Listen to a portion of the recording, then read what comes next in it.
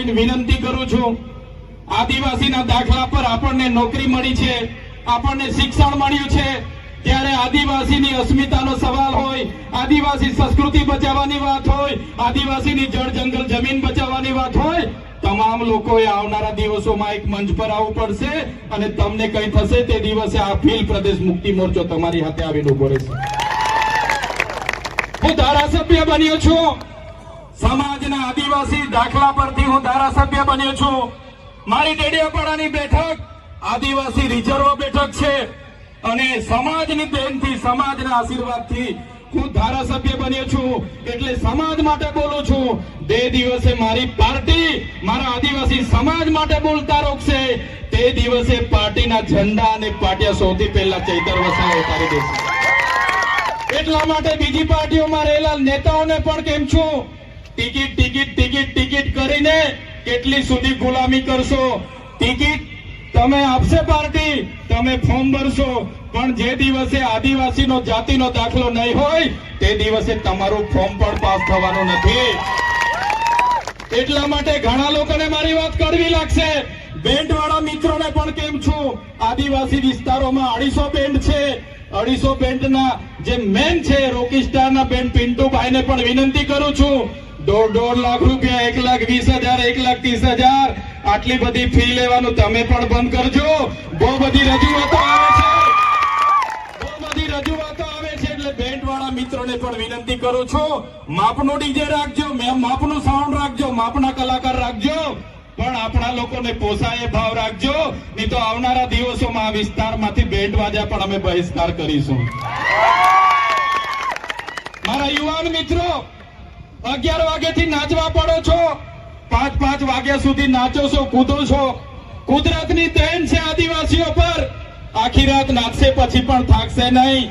પણ નાચવાની સાથે સાથે તમારું લક્ષ્ય શું છે, તમારો ધ્યેય શું છે એ તમારે નક્કી કરવું પડશે.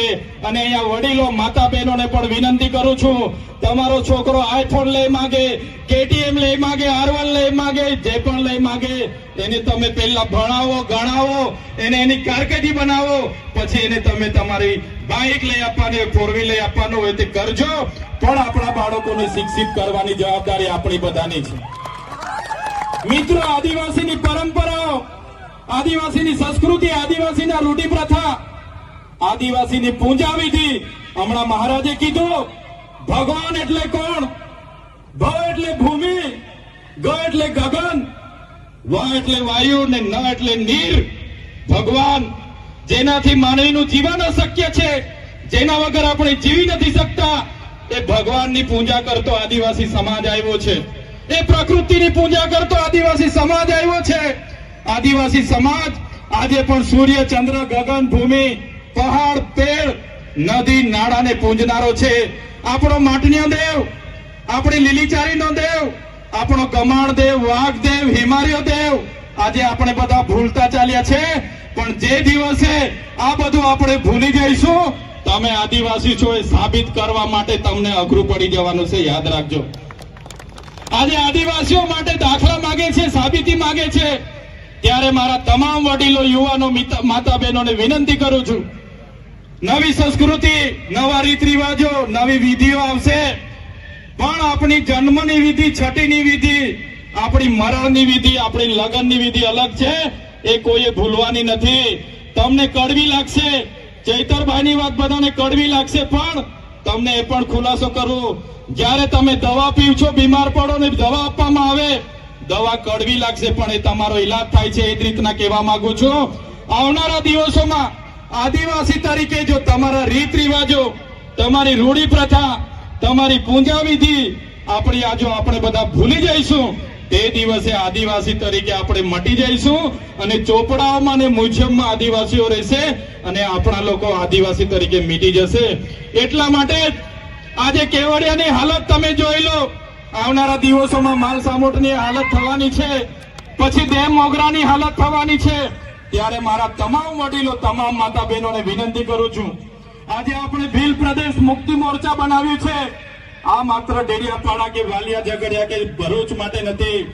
ભીલ પ્રદેશ મુક્તિ મોરચામાં તમામ યુવાનો, કર્મચારી, વડીલો, માતા બહેનો ધર્મ સંપ્રદાયના ગુરુ હોય, તમામ કર્મચારીઓ આમાં આ બેનર હેઠળ આવનારા દિવસોમાં ગુજરાત, મહારાષ્ટ્ર, મધ્યપ્રદેશ અને રાજસ્થાનમાં આદિવાસીઓની સંવિધાનિક અધિકારની લડત ચાલુ થવાની છે અને એના માટે બધાએ જનજાગૃતિ માટે આ મંચ પર આવવું પડશે.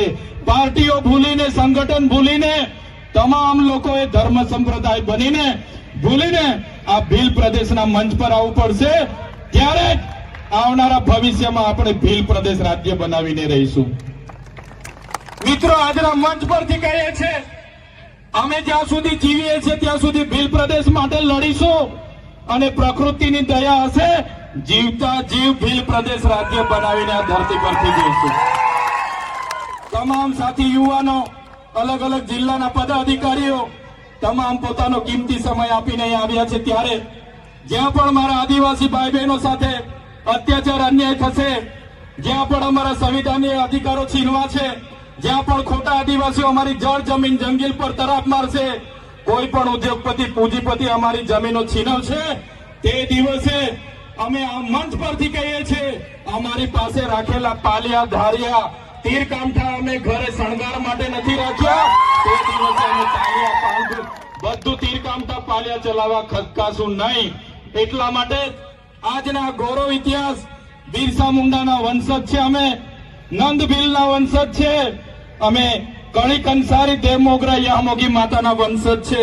અમે અંગ્રેજોના પણ ગુલામ નથી રહ્યા. ત્યારે આજે ગોરા અંગ્રેજો તો ગયા, કાળા અંગ્રેજો અમને ગુલામ બનાવવાની વાત કરે છે, પણ આ બિરસા મુંડાની જન્મ જયંતિ અમે એલાન કરીએ છીએ, જ્યાં પણ અમારા યુવા, અમારા આદિવાસી માતા બહેનો સાથે અત્યાચારો થશે, અન્યાય થશે, અમારા સંવિધાનના અધિકારો જે દિવસે છીનવાતા થશે, તે દિવસે અમે સંવાદ અને સંવિધાન સાઈડ પર મૂકીશું અને એ દિવસે આર પારની લડાઈ કરીશું, અમારો ભીલ પ્રદેશ બનાવીશું. જય આદિવાસી, જય જોહાર, જય ભીલ પ્રદેશ. આજે અહીં ઉપસ્થિત થયા તમામ સાથી મિત્રો, આજે દેવ દિવાળીનો તહેવાર હોવા છતાં, આજુબાજુમાં બીજા કાર્યક્રમો હોવા છતાં આજે મોટી સંખ્યામાં તમે ઉપસ્થિત થયા છો. તમામને મારા ઓલ ગુલામ જિંદાબાદ, જય જોહાર, જય આદિવાસી, જય ભીલ પ્રદેશ.